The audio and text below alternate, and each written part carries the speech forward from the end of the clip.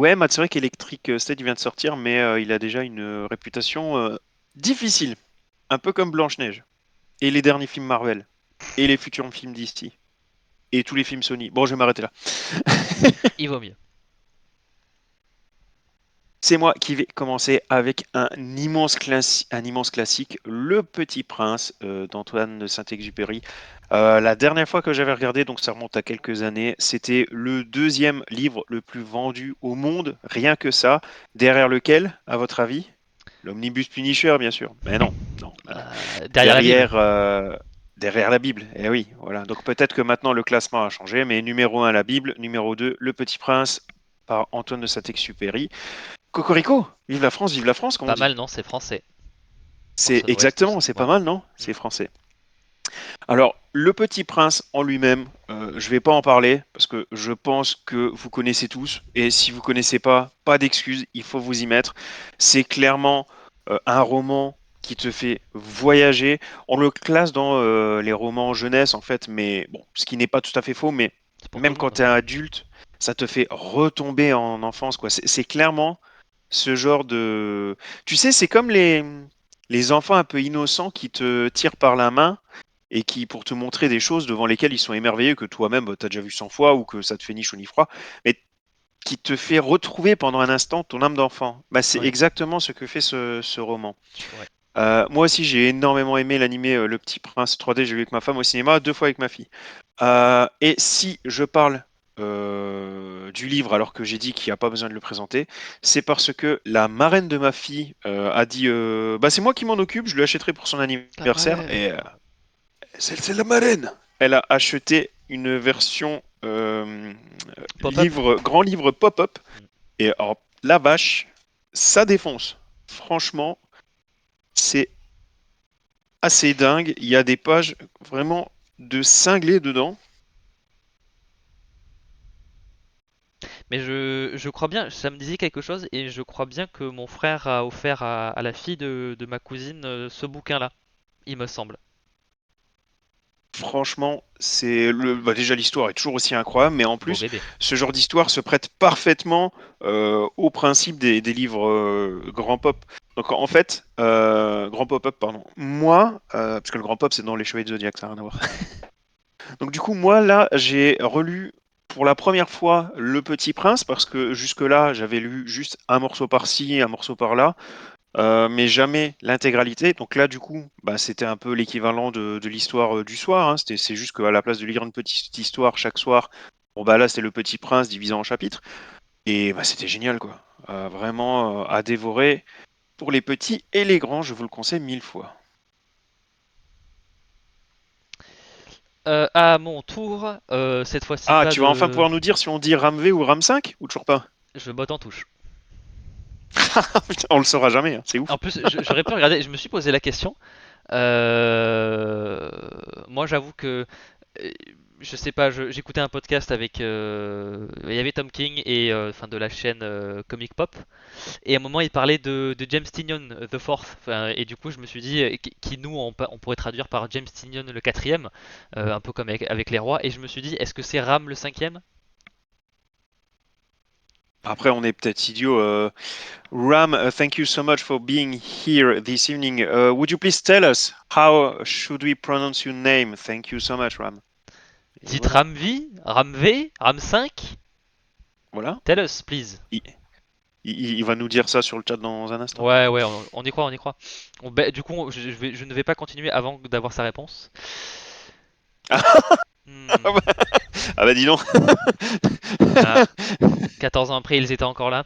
Bon, Matt nous dit Il Ramvi. sera passé 14 ans, il sera passé à Ram 19 alors. Exactement, c'est comme c'est une dynastie.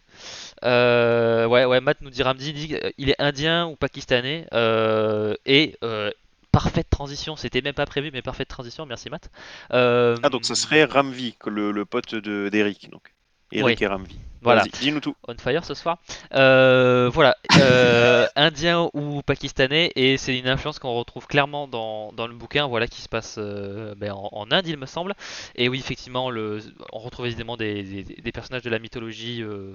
Alors j'ai envie de dire hindou, mais là on est vraiment sur des domaines que je ne maîtrise pas, donc j'ai pas envie de dire de bêtises, mais il me semble que c'est ça.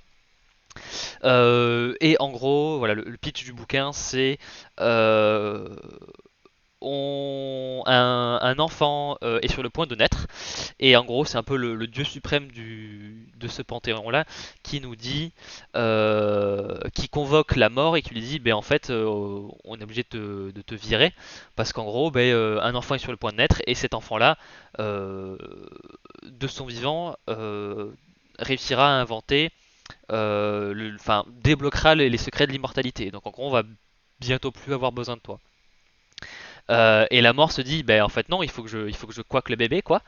Et décide, en possédant le corps d'un mortel, d'influer sur la vie de ce bébé-là pour éviter qu'elle perde son emploi. Et au même moment, on a Layla Starr, donc voilà le personnage éponyme du bouquin, euh, qui, alors au moment, à l'endroit où j'en suis, j'ai pas fini le bouquin, je suis dedans, mais au moment où je suis, on sait pas trop si elle a sauté ou si elle a glissé, mais en gros, elle fait une chute et meurt de cette chute-là, et du coup, la déesse ou le dieu de la mort se réincarne dans Layla Star.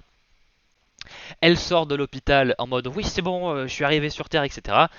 Paf, elle se fait percuter par un bus et elle remeurt. Et tout ça, c'est dans le premier numéro, hein, donc c'est pas vraiment un spoil, c'est vraiment voilà les choses qui démarrent.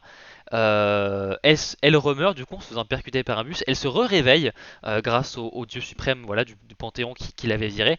Et bien des années plus tard, quand l'enfant qui va débloquer les secrets de l'immortalité est déjà adulte, voilà donc on fait un énorme bond dans le temps et paf. Voilà, on se retrouve là et c'est un peu que là démarrent toutes les aventures. Et je trouve le pitch à la fois, alors je vais dire très stupide, assez farfelu, mais finalement, c'est typiquement le genre d'histoire. Je verrais ça dans un film à bas budget, un peu à la con. Je me dis, putain, sur quoi on va tomber.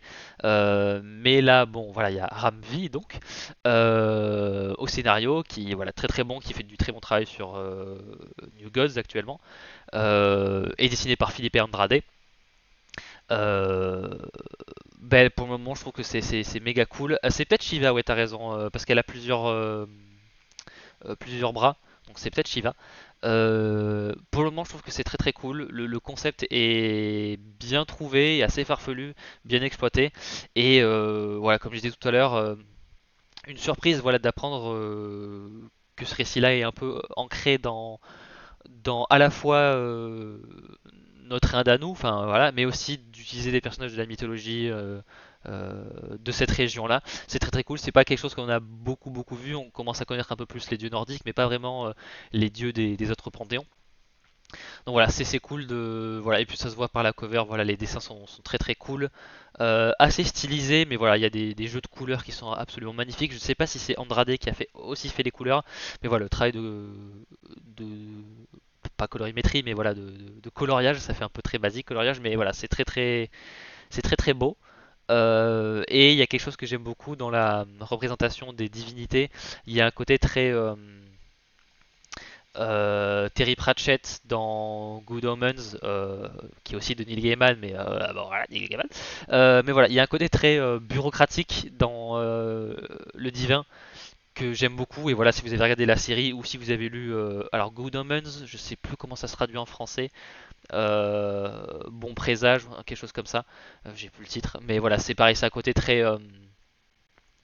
ouais, genre si Dieu, enfin en gros, genre appliquer les décisions de Dieu, il y a un côté très ah ben ça vient d'en haut, il faut qu'on applique les décrets. Enfin, voilà, il y a un côté très bureaucratique au surnaturel qui est voilà que je trouve très décalé, très ironique.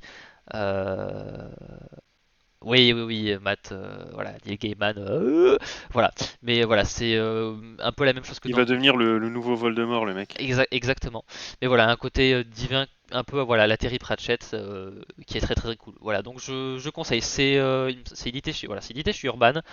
Voilà, c'est édition bien quali, etc. Pas grand chose de plus à dire. C'est fun, c'est original. Ça se lit rapidement. Enfin voilà, le rythme est bien. Donc voilà, pas grand chose de plus à dire. C'est une bonne découverte. Je connais pas Coraline Matt. Pas encore du coup. Mais j'imagine que c'est aussi de Ramvi du coup.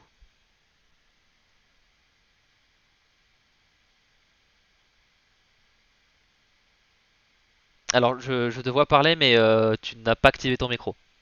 J'ai pas activé le micro, pardon. Voilà. Donc je disais, on est passé d'une bonne surprise à deux bonnes déceptions. On va être assez honnête. C'est rare que je parle de Tortue Ninja en un peu négatif, mais là ça va être le cas avec ce tome 6 et avec de l'Astroline Lost Years qui est sur l'étagère juste à côté.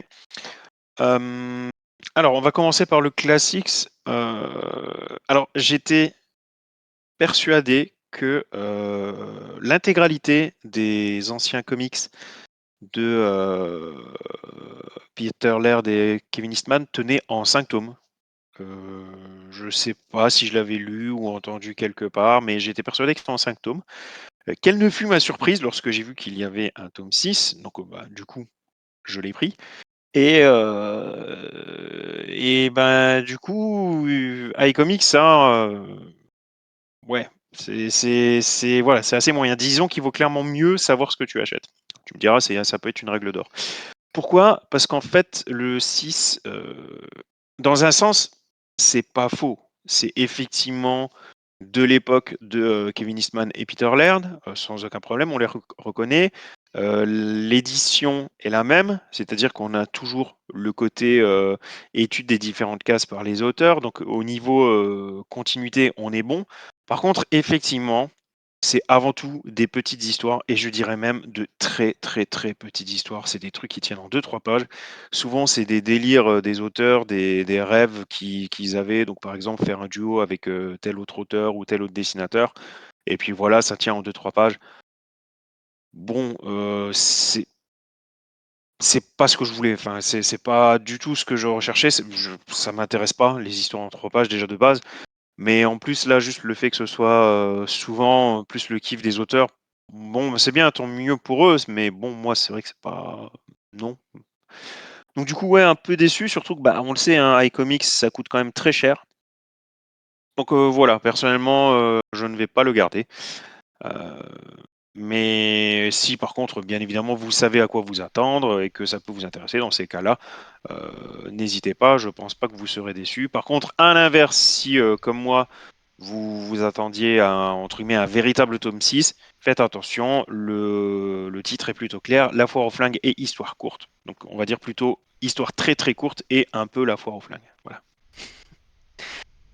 Concernant de l'Astronine Lost Years, c'est pas catastrophique.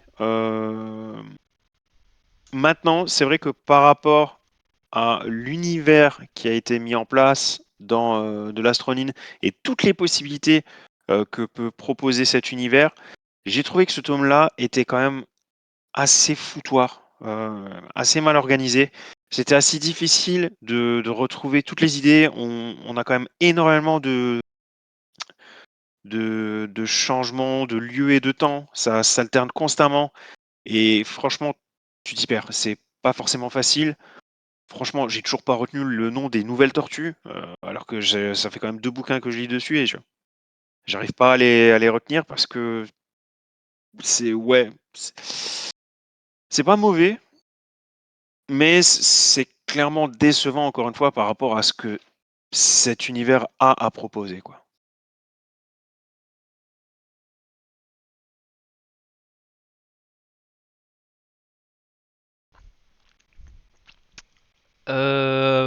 Moi, côté, on va passer un peu à la VO, mais pas au premier numéro. Voilà, à un moment, je me suis dit, ah ouais, il faut que je rajoute Absolute Flash, parce que je l'ai lu, mais je me suis dit, ben non, on va garder ça pour le numéro un parce que c'est un numéro.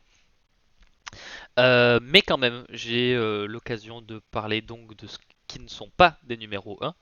Euh, Côté Absolute, voilà, c'est parmi les séries régulières que je suis avec beaucoup d'attention. Voilà, je sais plus comment dire assiduité. Assiduité. Assiduité, voilà. 35 points au Scrabble. Non, non, Voilà, exactement. Euh, Ça va aller assez vite, hein. On est sur les mêmes qualités qu'avant. Pour le moment, je trouve qu'il n'y a pas énormément de défauts. Voilà, c'est cool. Après, c'est peut-être aussi l'effet de nouveauté qui fait que voilà. Euh, mais voilà, Absolute Wonder Woman. L'espèce de conclusion, voilà, l'affrontement avec la grosse bestiole, très très cool, très très métal, voilà. On pourrait croire que c'est Scott Snyder qui l'a écrit, mais non, Scott Snyder est sur Batman. Mais voilà, Absolute Wonder Woman pour le moment c'est très très cool. Voilà, il y a toujours un peu un côté magie, un peu plus dark, etc. Mais c'est La sympa. magie! Oh, voilà. Mais j'aime beaucoup le design alors, oui, oui, c'est quand même Diana. J'aime beaucoup le design de Diana. Ouais, Euh, elle défonce. En Sa parlant, monture aussi oui, d'ailleurs. c'est vrai, tout à fait. Son cheval, bah, c'est Pégase, il me semble, si je dis pas de bêtises. Euh, Pégase version Netflix. oui, voilà, c'est un peu plus, voilà. Au lieu de faire le bruit de chevaux, il fait tout tout. Enfin voilà, ce genre de choses quoi. Euh, En parlant de Snyder, lui sur Batman, voilà, il continue à être en mode mon Batman, c'est un tank humain, voilà, c'est un tank fait de chair, c'est une brique. Pareil, ça, c'est très très cool. Il y a même un petit côté, il y a un des numéros, voilà, où Black Mask, voilà, qui est un peu l'antagoniste du moment, qui un peu essaie de tenter Batman avec un appât du gain, on va dire ça comme ça, pour rester un peu flou, qui fait un peu référence à la situation de Batman, un peu dans la continuité principale. Et on a un peu voilà un revers de situation qui ancre bien ce Batman-là dans un autre schéma. Voilà, on n'est pas. Alors ça reste quand même un justicier, etc. Il ne tue pas, etc. Mais on n'est pas sur les mêmes paramètres. Et voilà, voilà, on continue à explorer un peu comment se déroulent les aventures d'un Batman qui n'est pas forcément aussi bien assisté et par son entourage et par sa technologie et par son argent notamment. Voilà, il y a des variations toujours aussi sympas. Voilà, le fait que Martha soit toujours en vie, c'est plutôt cool. Son cercle d'amis est pas le même et voilà, on nous tease l'introduction de certains méchants et il me tarde de voir comment la version, j'allais dire ultimate, la version absolute de ces personnages-là va être amenée quoi. Alors oui, il tue pas, mais t'es handicapé à vie. C'est vrai que Matt t'as pas tort, c'est vrai qu'il est. Alors déjà, il a voilà, son logo, voilà, c'est qu'il a au milieu, c'est le. Mais il tue pas. Voilà, mais il tue pas. Voilà, 14 mois à l'hôpital, mais c'est pas grave. Mais voilà, il a une sorte de. En fait, son logo, c'est la lame d'une hache, voilà, qu'il peut utiliser. Là récemment, dans le dernier numéro, en fait, ces pointes peuvent se changer d'axe pour voilà aller Peuvent se transformer en Shredder. voilà exactement pour bien planter des gueux. Voilà, on continue à être métal, à être dans le, je dirais pas dans l'excès parce qu'on est vraiment,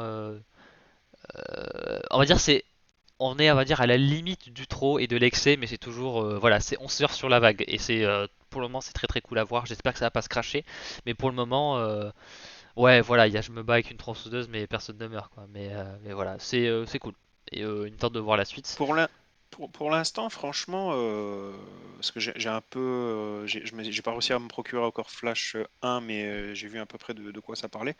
Pour l'instant, franchement, la ligne absolue tient bon avec son principe de base, hein, à Mhm, savoir faire des origin story que l'on connaît, mais avec des modifications suffisantes pour donner une autre direction au personnage, mais sans le massacrer quand même.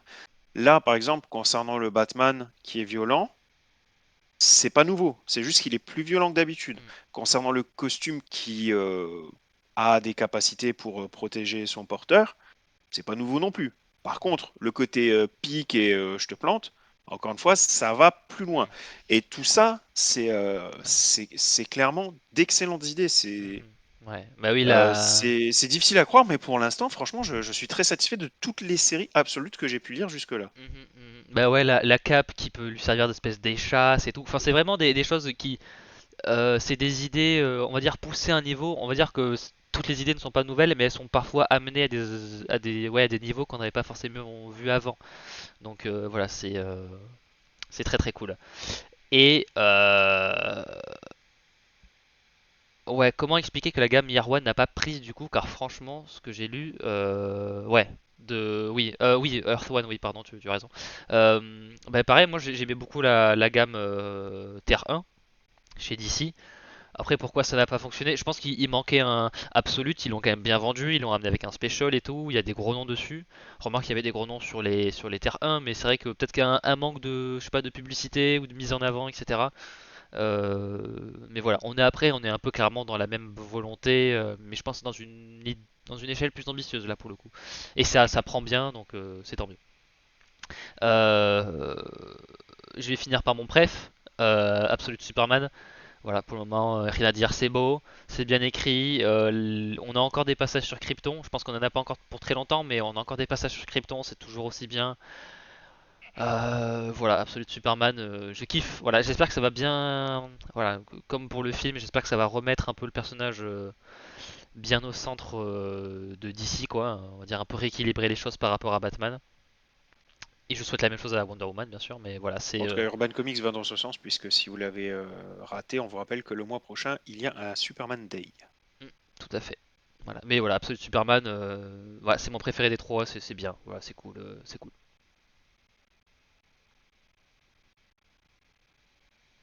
Ah bah tiens. À mon tour, cette fois, on va passer à All Star Superman. Vous allez me tuer, je suppose, mais bah, c'est la première fois que je le lis. Et vous allez me dire, quoi? Mais c'est un classique, c'est un incontournable. Oui. Est-ce que vous C'est vrai savez que combien il y a de comics incontournables? c'est comme les Enfin, films, hein. il y en a énormément, énormément. Donc forcément, il y a encore des comics incontournables que je n'ai pas encore lus. Bah voilà, là celui-là, je l'ai déjà rattrapé. Je l'ai adoré. Ouais, Je très très bien. comprends son statut de bouquin T'as culte. quelle édition, par curiosité? Parce Bah, que j'ai celle qui vient de sortir. Qui est sortie il y a un mois et demi. Ouais, un Euh, gros format, quoi.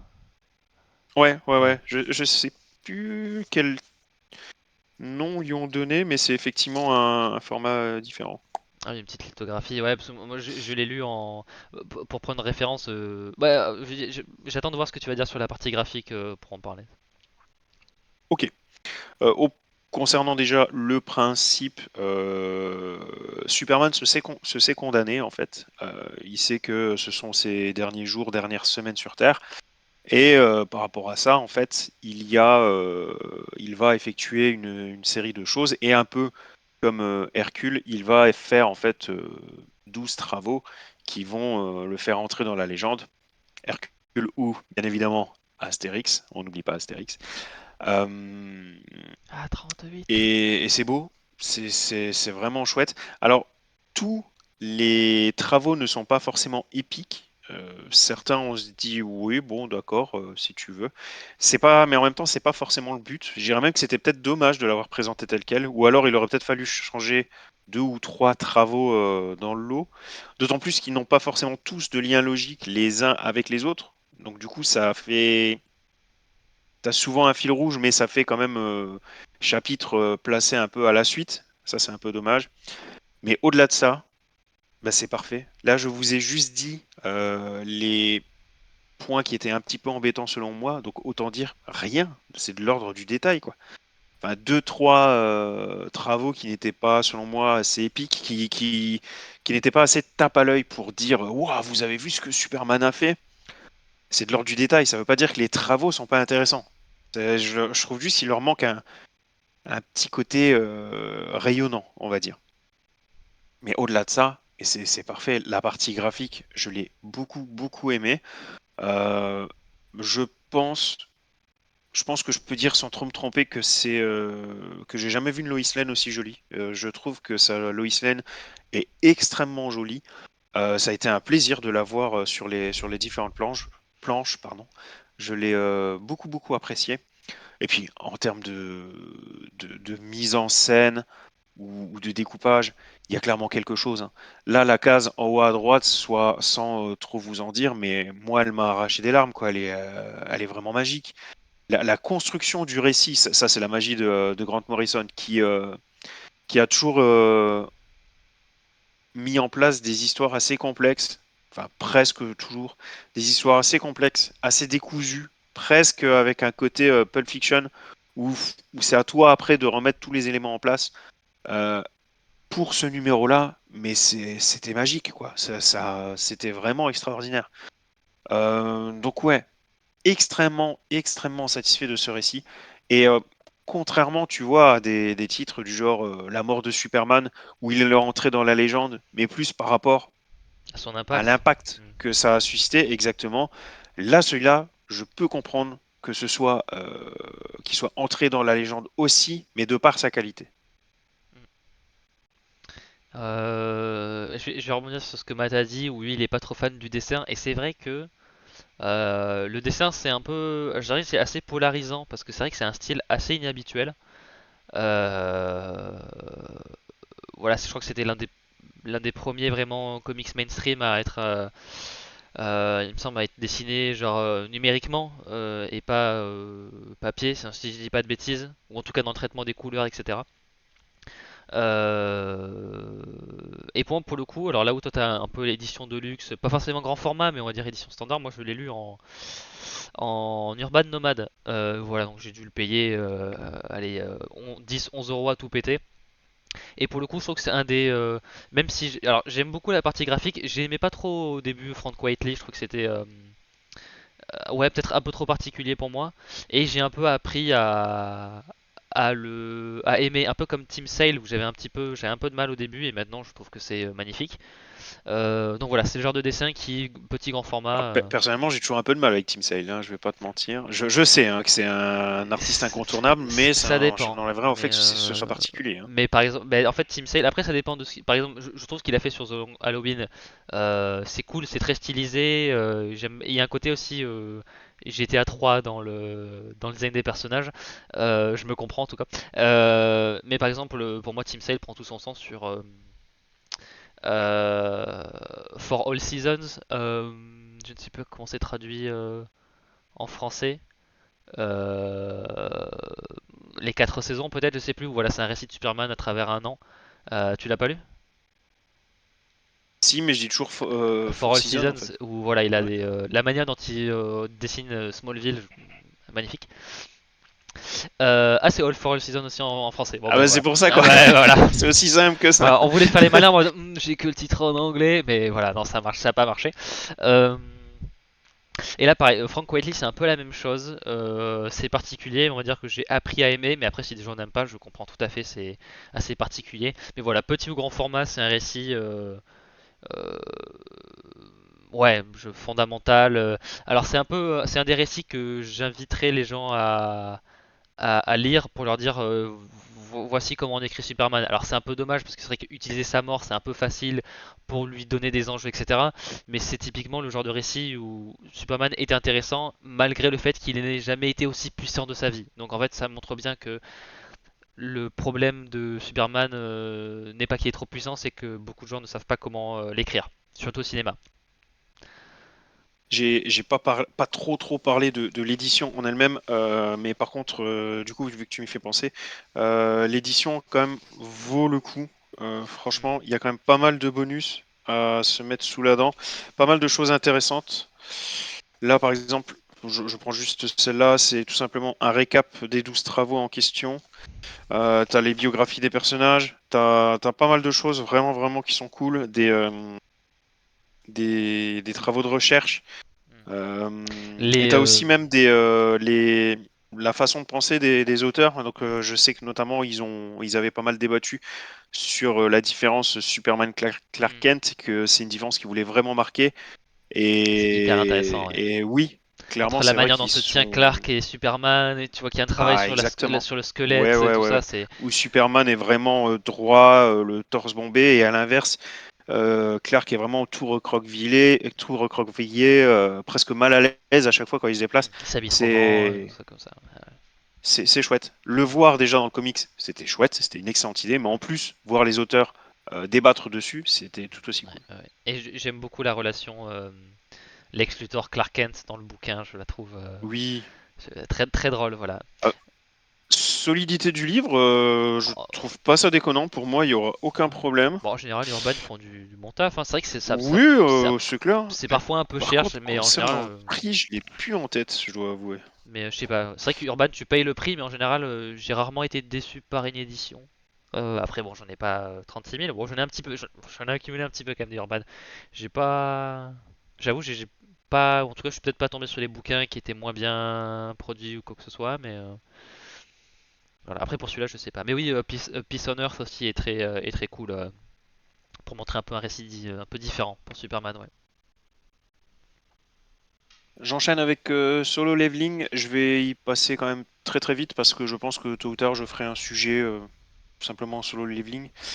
Euh, donc c'est tout simplement un webtoon coréen, sud-coréen de qualité qui est vraiment vraiment chouette.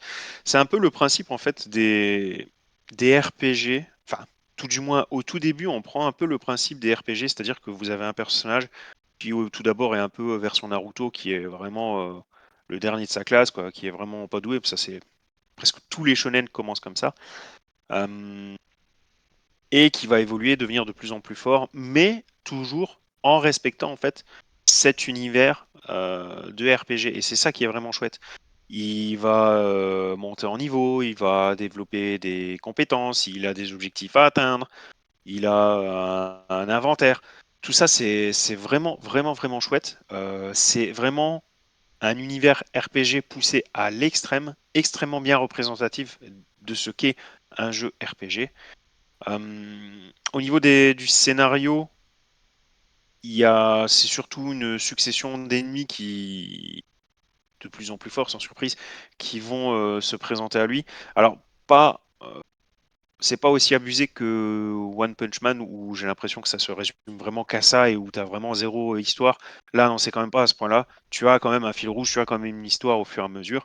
Mais c'est vraiment, on va dire, l'univers et le personnage qui te font envie plutôt que le scénario en lui-même, même si les relations entre les personnages sont également extrêmement bien écrits, extrêmement bien développés.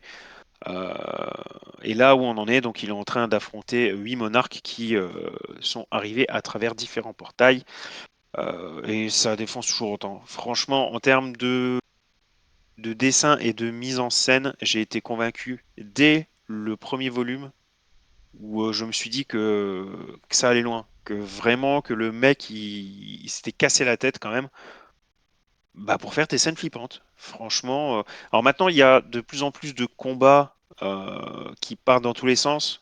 Donc du coup, maintenant, on a une dimension un peu plus brouillon mais dans le sens où ça pète dans tous les sens, pas dans le sens où le dessinateur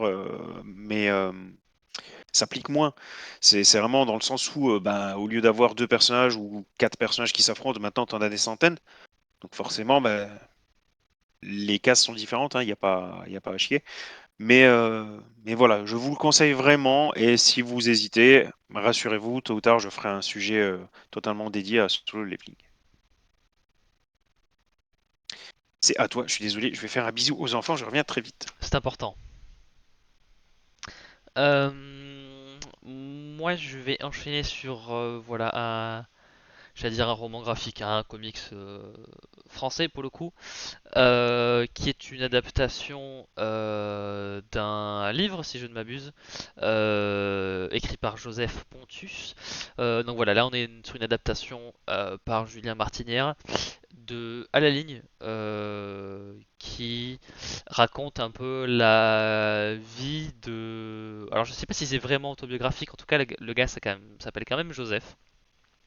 Donc probablement inspiré de sa propre histoire. Voilà où on le suit. Alors au début, il est. Alors là aussi, je l'ai pas terminé, donc voilà, mais en tout cas, j'ai quand même bien entamé. On suit. C'est l'histoire d'un gars qui bosse dans une usine et c'est un peu raconter son quotidien, comment il vit la relation avec ses collègues. La relation au travail, au rythme, au fait qu'il. Alors, c'est un, il est, je sais pas si on dit, oui, intérimaire. Donc en gros, il est sur des contrats précaires. Il sait jamais vraiment s'il va bosser de vraiment de plus d'un mois, etc. Donc voilà, c'est un peu l'exploration de l'usine, de ses collègues, du patronat. Alors, il travaille dans une usine qui produit des crevettes, enfin produit des crevettes, les traite les crevettes pour les vendre et tout ça. Donc il y a aussi tout un rapport à euh, la consommation, la pêche, etc. Enfin, c'est tout, c'est une œuvre très sociétale, hein, donc voilà, c'est sur le monde qui nous entoure. Mais on le voit aussi, voilà, comme il est intérimaire, on le voit aussi dans d'autres jobs, parcourir la France pour d'autres boulots, euh, explorer sa relation avec d'autres collègues. Parfois, il en vient à regretter ce qui se passait à l'usine, alors qu'il dit juste avant que bah, c'est un peu infernal. Enfin, donc voilà, c'est aussi bon, les contradictions humaines, etc. Euh, Voilà, que dire de plus ça se lit très très vite. J'ai remarqué qu'il n'y a pas beaucoup de, c'est pas très verbeux. Euh, c'est surtout une narration, bon, qui est aidée évidemment par le texte, etc., mais qui passe énormément par la narration. Il y a un petit côté temps moderne, évidemment, ben, vu qu'on parle d'usine, etc. C'est difficile de, de ne pas comparer, mais voilà, il y a tout un travail sur la répétitivité, l'aliénation au travail. euh, et puis en même temps, on a un côté du personnage, voilà, c'est un peu le pitch du bouquin. Il a beau être dans un monde très manuel, euh, qui est malheureusement pas forcément toujours très intellectuel, etc. Et pourtant, c'est un amoureux, voilà, des œuvres de littérature, d'Apollinaire, de Rimbaud, voilà. Et il raconte souvent sa vie, on va dire, très très voilà, industrielle, dure, manuelle, notamment via un prisme ouais, beaucoup plus poétique, beaucoup plus littéraire, et même dans ses autres travaux qui sont moins manuels, etc. On en vient quand même à aborder un peu la solitude sur la route, ce genre de choses, via ce prisme-là, et du coup c'est un contraste qui est très très cool. Euh, voilà, c'est un cadeau que m'a fait mon frère pour Noël, voilà, donc qui voilà, bosse dans la politique, donc évidemment il m'offre un bouquin, voilà, sur un gars qui bosse en usine, voilà, famille de gauchos bien sûr, mais voilà, mais ça reste très très cool, c'est bien raconté, ça se lit assez vite, voilà, je suis déjà peut-être à peu près une centaine de pages et je pense que j'ai dû lire 30-40 minutes, un truc comme ça, à tout péter pour le moment. Mais voilà, ça se mange très très bien et visuellement, c'est hyper intéressant. Tu peux d'ailleurs passer la slide d'après.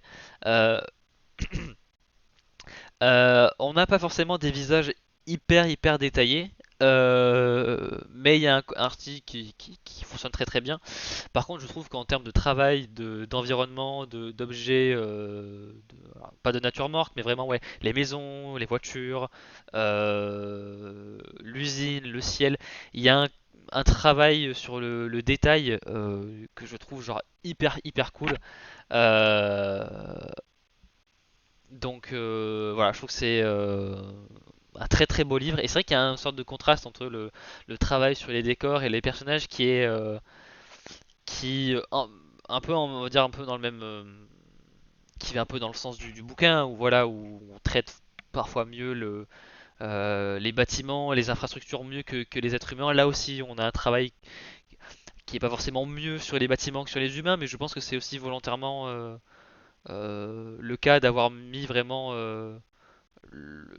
l'attention aux détails, vraiment un niveau ouais, bah ouais, de détails, de technique dans les maisons, dans les usines, etc. Et après, la tête des gens, souvent, c'est deux points pour les yeux, ouais, la bouche vite fait. Enfin voilà, c'est des visages qui sont très très stylisés, là où le reste des dessins sont eux beaucoup plus dans une représentation peut-être pas réaliste, mais qui se veut en tout cas beaucoup plus proche de la nôtre, on va dire. Donc je trouve que c'est hyper intéressant et ça m'a rappelé un peu, notamment au niveau du travail des ombres, etc. Euh, euh, ce que fait Gutanabe, quoi, on va dire. Alors, c'est pas tout à fait le même, on n'est pas sur le même style non plus, mais je trouve qu'il y a un certain point de comparaison, voilà. Et puis évidemment, si ça ressemble à Gutanabe, c'est forcément bien, voilà. Donc, voilà, si vous aimez voilà les récits un peu, alors je sais pas si c'est encore un drame, mais voilà, si vous aimez les récits un peu, les récits sociaux, etc. Voilà, voilà. Et puis bon, ça change un peu, voilà, du super héroïque ou de la fantasy, etc. Donc voilà, c'est sympa, je conseille. Voilà, pour le moment, c'est cool. Ouais, Pour ouais, répondre voilà, à c'est. Matt, c'est 31 € le All-Star Superman. Ok. Et oui, oui, voilà, les bons mots, voilà, c'est un peu, ça illustre, voilà, que les hommes sont remplaçables, mais pas l'usine. Voilà, c'est bien trouvé. Dernière lecture pour moi, je crois, les chefs-d'œuvre de Lovecraft, et puis bah, Martin vient d'en parler, par Gutanabe, donc on en a déjà parlé quelques fois. Cette fois, c'est le trio de livres autour de l'abomination de Dunwich, donc là, vous avez du coup maintenant l'intégralité de l'histoire, euh, qui tourne autour de Wilbur qui fait des rites sataniques pour invoquer un démon tel que notre ami Lovecraft sait les créer. Euh, J'étais peut-être un tout petit peu déçu de la résolution finale. Tout le reste, c'est clairement du Lovecraft. On s'y retrouve tant au niveau de l'ambiance que du vocabulaire utilisé, que de la mise en place et le travail des personnages. La résolution finale, par contre, était peut-être un peu facile.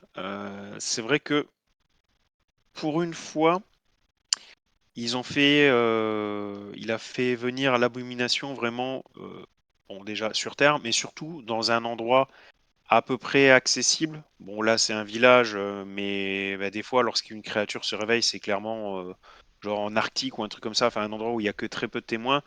Bon là c'est un village, mais on sait qu'il y a d'autres villages aux alentours, etc. Donc c'est vrai qu'il ne peut pas s'amuser du coup à mettre en place cette créature et la laisser se balader comme ça dans la nature, c'est pas possible parce que bah, il va y avoir trop de témoins, enfin, il y aurait trop de répercussions sur l'univers.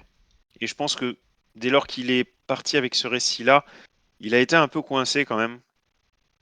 Et du coup, l'abomination en question, la créature, disparaît un peu comme un cheveu sur la soupe. C'était très facile, quoi. C'était limite la petite phrase magique, quoi. Enfin, c'est la résolution est vraiment facile. Il nous a pas forcément habitués à ça à Lovecraft, donc c'est vrai que c'était assez différent là-dessus. Encore une fois, là, c'est juste histoire, par contre, de mettre le doigt sur la chose qui m'a choqué, parce que pour le reste, c'était c'était toujours aussi bon, et Gutanabe est toujours aussi exceptionnel. D'autant plus que la créature là, finale, que l'on voit quand même, pendant un moment, elle est invisible, mais après, on la voit. Bon, toutes les créatures de Lovecraft sont indescriptibles ou presque. C'est le principe même de l'univers Lovecraftien. Une horreur tellement horrifique qu'elle ne peut être décrite. À peu de choses près, c'est ça. Euh, Là, tu as quand même des éléments de description et tu vois la créature. C'est pas la première fois qu'on voit une créature Lovecraftienne dessinée par Gutanabe. On avait déjà vu notamment Cthulhu. Euh, mais Cthulhu restait assez horrifique, certes, mais avec une notion quand même de design. C'était, on va dire, une belle créature, entre guillemets. Là, on a vraiment un côté horrifique, un truc vraiment sorti de nulle part. Bon, ils disent clairement que c'est un truc qui devrait pas exister dans notre monde, que ça vient d'un autre monde et que ça respecte d'autres lois de la nature que celles de la Terre. Là, tu le ressens. Visuellement, tu le ressens, tu te dis, c'est pas possible, ça peut pas exister un truc pareil. Donc là, pour le coup, ouais, il y a quand même un sérieux travail qui a été fait par Gutanabe. Et même si on le salue à chaque fois, je le salue ce soir encore. C'est vraiment du très très très bon boulot.